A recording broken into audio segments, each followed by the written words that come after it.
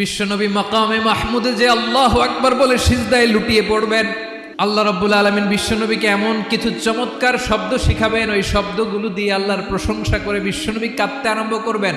বিশ্বনবী এমন ভাবে অজর দ্বারায় সিজদায় লুটিয়ে পড়ে কাঁদবেন, রব্বুল আলামিনের রহমতের দরিয়ায় জোশ লেগে যাবে।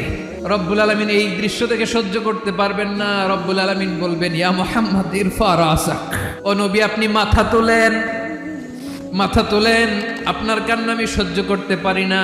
নবী আপনি মাথা তোলেন, সাল তুতা, আজকে আপনি যা চাবেন তাই দেব। নবী আপনি সিজদা থেকে মাথা তুলেন, সাল তুতা। বিশ্বনবী এবার মাথা তুলবেন।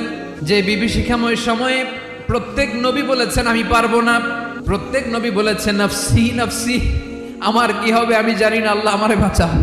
প্রতিটি নবী বলবেন নফসি নফসি, আল্লাহ তুমি আমারে বাঁচাও, আমারে বাঁচাও। বিশ্বনবী মাথা তুলবেন, তুলে বলবেন রব্বি হাবলি